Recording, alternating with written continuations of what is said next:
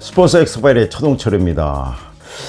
자, 우리나라 축구 대표팀 지난 그 10월 13일 또 17일 그 튀니지 그리고 베트남과의 A매치에서 아주 우리가 잘했죠. 클린스만 감독이 아주 한동안 뭐 힘들었습니다만은 그 사우디아라비아를 이기면서 3연승 거두면서 지금 그 3승 3무 2패 득점이 15점, 실점 6개를 기록하고 있습니다. 뭐 다음 달엔 또 이 북중미 월드컵 아시아 2차 예선이 또 시작이 됩니다. 그래서 아마 우리 축구 팬들 뭐 또 내년 1월에는 아시안컵 또 축구가 카타르에서 열리지 않습니까? 그래서 한준희 대한축구협회 부회장 겸 유명한 해설위원 한준희 위원을 전화 연결하겠습니다. 여보세요? 네, 안녕하세요. 아이고, 수고 많습니다. 일단은 클린스만 감독이 한심 놨어요.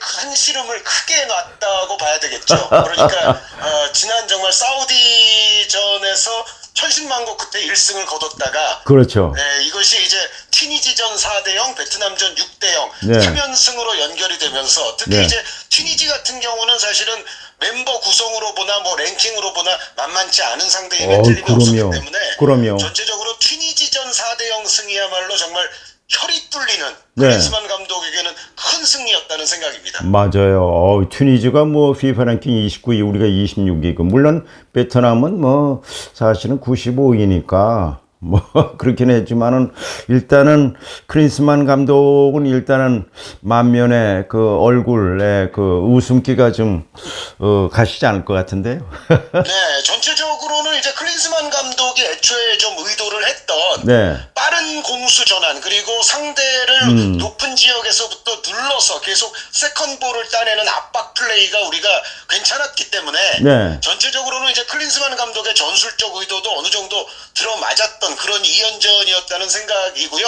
네. 다만 이제 그럼에도 불구하고 네. 우리가 또 이제는 정말 아시아권에서 탈아시아권으로 나갈 정도의 우리도 호화 멤버를 지금 구축을 하고 있지 않습니까? 그래서 그럼요. 전체적인 전술적 체계보다는 역시 선수들의 개별적 역량이 네. 이번 두 경기에서 또 크게 드러난 것도 사실이기 때문에 네. 전체적인 전술과 조직은 조금은 더 그래도 앞으로 다듬어져야 되지 않나라는 생각을 할 수가 있습니다. 그 이강인 선수가 완전 뭐 스타로 이제 굳어진 거 아니에요?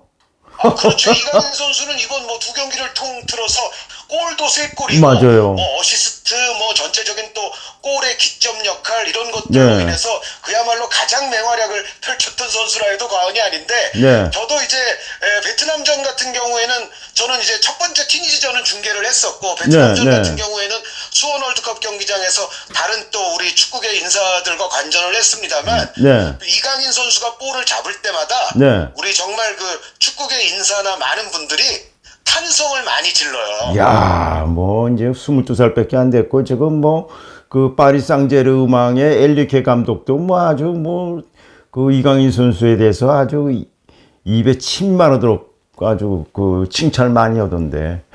그렇습니다. 그러니까 이강인 선수가 우리 대표팀 들어와서 경기하는 거를 보면 네. 정말 볼을 잡을 때 특히 그 유연한 페인팅 동작, 네. 그 페인팅 동작에 이어지는 또 왼발 킥을 활용한 패스 플레이가 네. 정말 그 우리가 익히 보던 선수들의 수준을 넘어선다는 것을 이강인 선수가 젊은 나이에도 충분히 과시를 해주고 있고 네. 루이스 에니케 감독이 물론 이제 칭찬을 많이 하기는 했는데 네. 파리 생제르맹에서 물론 지난 경기 풀타임을 출전하기는 했습니다만 네. 전체적으로 아직까지는 파리 생제르맹에서 이강인 선수의 장점을 100% 살려주면서 중용한다는 듯한 인상까지는 아니기 때문에 네. 루이스 에니케 감독이 앞으로는 조금 더 이강인 선수를 파리 생제르맹의 전력 상승을 위해서 네. 좀 더 편안하고 좀 중요한 기능으로서 좀 더 중용했으면 하는 바람은 있습니다.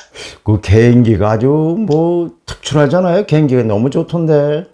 두 명. 그러니까 이강인 선수가 뭐 어려서 정말 그 이른바 슛돌이 시절부터 맞아요. 굉장히 예. 축구를 남다르게 잘했던 있었던 거는 틀림없는 사실이고 여기 네. 이제 정말 어린 나이에 이강인 선수는 스페인으로 건너가서 거기서 그렇죠. 또 축구를 더 향상을 시켰잖아요. 네네. 이런 부분들이 분명히 지금 이강인 선수가 보여주는 정말 남다른 테크닉에 큰 도움이 되었다고 생각을 해야 되겠습니다.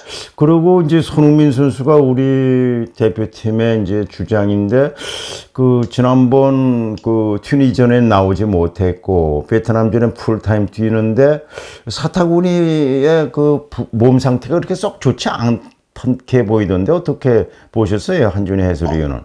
손흥민 선수도 물론 이제 베트남전에서 뭐 충분히 예. 잘했다는 생각은 그렇죠. 합니다만 지금 말씀 주신 그대로 여전히 조금 불편한 상태인 맞아요. 것만큼은 틀림없는 사실인 것 같습니다. 네. 그러니까 특히 이제 골이 들어가기 전까지는 약간 이제 0점 조절에 조금 애를 먹는 듯한 모습도 있었고 다만 네. 이제 손흥민 선수는 워낙에 이른바 국가관이 아주 투철하면서 그럼요. 대표팀에서 뛰는 거를 그야말로 행복해하는 그런 성향 아닙니까? 그래서 그렇죠. 사실은 조금 이제 불편한 게 느껴지는데도 그것을 무릅쓰고 그래도 결과적으로는 베트남전 좋은 플레이를 펼쳐줬다고 생각을 합니다. 그리고 지난 항저우 아시안 게임에서 8골 넣은 정우영 선수. 정우영 선수는 완전히 뭐 골게타로 이제 그 이렇게 그 우리가 생각해도 괜찮습니까? 어때요? 그렇죠. 정우영 선수는 물론 이제 우리 대표팀의 현재 mem버 구성이 황희찬 선수도 있고 이재성 그렇습니다. 선수도 예. 있고 아까 말씀드렸던 또 이강인 선수가 기본적으로 있기 때문에 정우영 네. 선수가 주전으로 선발로 나오는 상황을 상정하기란 쉽지는 않지만 네. 그래 선수는 앞으로 이제 꾸준히 대표팀 엔트리 안에 들어오면서 네. 분명히 후반전 교체 같은 타이밍을 잘 잡아서 출전을 시키게 되면 좀 네. 전에 말씀해 주신 대로 앞으로 정우영 선수가 A 대표팀에서도 골수가 계속 늘어나지 않겠나. 그리고 지금 현재 정우영 선수가 슈투트가르트로 이적한 이후에 맞아요. 예. 팀에서 완전히 또 중용이 되고 있거든요. 그래서 맞아요. 정우영 선수의 기량 발전도 앞으로 우리가 더더욱 기대해 볼 수 있을 것 같습니다.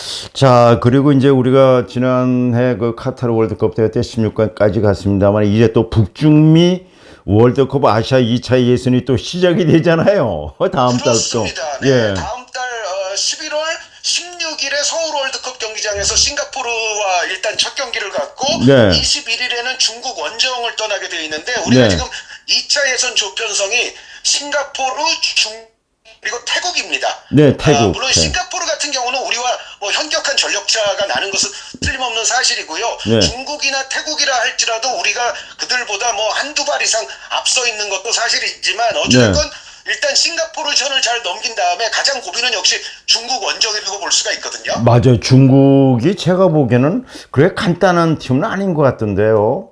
그렇죠. 물론 이제 우리가 수준이 더 높은 팀이고 네. 이번에 이제 튀니지 베트남전에서도 증명이 됐듯이 우리 대표팀에는 정말 이제는 월드 클래스라고 할 수 있는 그리고 월드 클래스에 가까운 선수들이 포진하고 있으니까 네. 사실 뭐 팀 수준으로만 보면은 우리가 중국을 그렇게까지 우려할 필요는 없습니다. 하지만 중국이 과거에 슈틸리케 감독 시절에도 우리의 발목을 한번 잡았던 적도 있었고요. 맞아요. 그리고 네. 이 원정 경기라는 것은 특히 이제 월드컵 예선에 본격적으로 돌입한 상황에서의 원정 경기라는 것은 정말 네. 돌다리도 두드려보고 건너야 될 정도로 신중해져야 되거든요. 그래서 우리도 중국의 전력을 너무 경시하지 말고 또 최선을 다하는 플레이를 보여줘서 네. 첫 단추를 잘 꿰는 것이 중요하다는 생각입니다.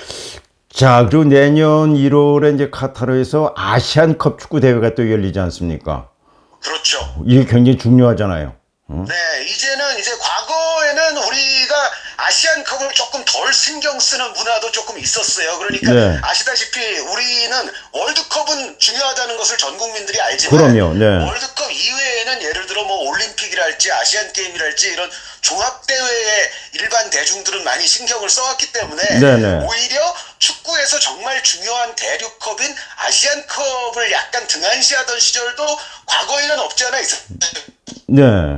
21세기에 들어온 이후부터는 이 아시안컵이라는 게 축구 전체 체계에서 얼마나 중요한지를 우리 이제 대중들 팬들도 잘 알고 있거든요. 그런데 그렇죠. 우리가 따지고 보면 아시안컵 우승을 못한 게 마지막 우승을 우리가 1960년에 했으니까 맞아요. 정말로 오래됐습니다. 그래서 예.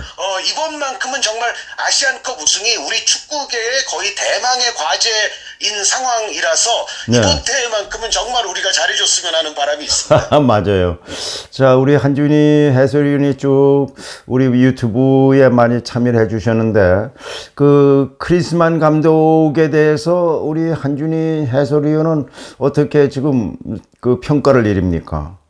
저는 예전부터도 드린 말씀이지만 저는 사실은 클린스만 감독이 대한민국에 뭐 며칠을 체류하고 뭐 미국에 며칠을 체류하고 그런 시시콜콜한 점에 대해서까지는 그렇게까지 저는 관심이 깊지는 않아요. 그런데 이제 문제는 우리나라에 며칠 살고 뭐 다른 나라에 며칠 살고 이게 아니라 평상시에 정말 중요한 경기, 중요한 대회를 위한 준비를 얼마나 클린스만 감독이 제대로 차근차근 하고 있느냐 그 자체가 문제거든요. 그렇죠. 저는 뭐 외국에 있더라도 사실은 정말 본인이 우리 대표팀 지휘봉 애초에 잡을 때 말한 것처럼 뭐 외국에 돌아다니더라도 자기가 합리적으로 준비할 수 있는 모든 것을 잘 준비한다면 저는 문제가 없다고 생각을 하는데 어찌됐건 이제 그러한 부분들이 이번 그래도 티니지 베트남전을 통해서 약간은 해소가 됐지만 정말 중요한 것은 아까 말씀드렸던 월드컵 지역 예선과 아시안컵 아닙니까? 그럼요, 그게 중요하죠.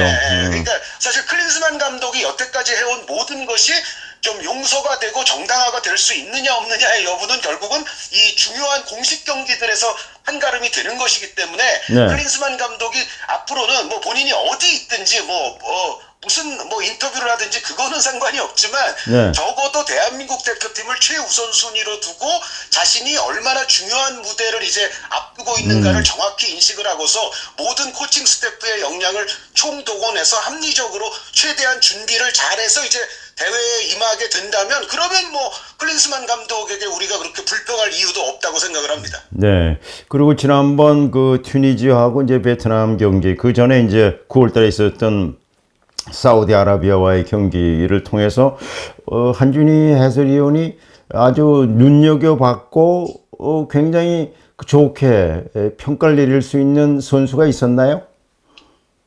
지금 조금 전에 말씀드렸던 대로 역시 이제 이강인 선수를 첫순 꼽아야 될 것 같고요. 그리고 이번 이제 우리나라에서 했던 평가전에서도 보면 이재성 선수가 역시 성실하게 위치에 구애받지 않고 역할을 잘해주는 것 같아요. 그러니까 베트남전 같은 경우는 사실은 이재성 선수가 평상시에 공격적인 롤보다는 좀 수비적인 미드필드에서의 역할로 약간 내려갔었거든요.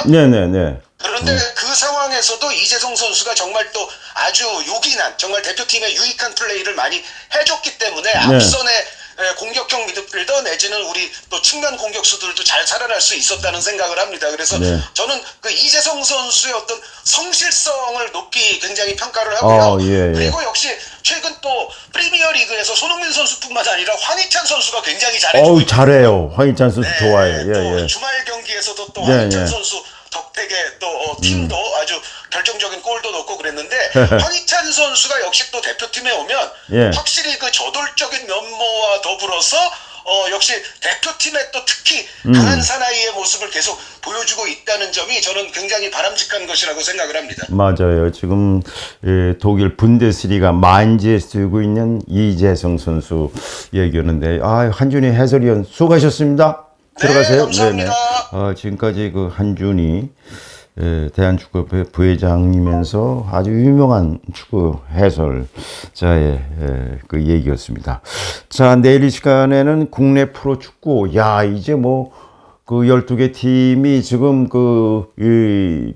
빅 A, 그다음 B, C, B로 나눠져 6개 팀 6개 나눠가지고 어느 팀이 꼴찌 되면 내년에 이제 2부 리그로 떨어지고 그러는데 굉장히 4경기가 남겨오고 있습니다. 굉장히 중요한데 그래서 내일 이 시간에는 국내 프로축구 막바지에 있는 그리고 이제 그 성적이 나쁜 팀은요. 그 감독도 그만두고 새로운 감독이 또 그 취임하는 일이 있었습니다. 그래서 내일 이 시간에는 국내 프로축구 K리그 소식을 전해드리도록 하겠습니다. 오늘은 여기까지입니다. 시청자 여러분 건강하십시오.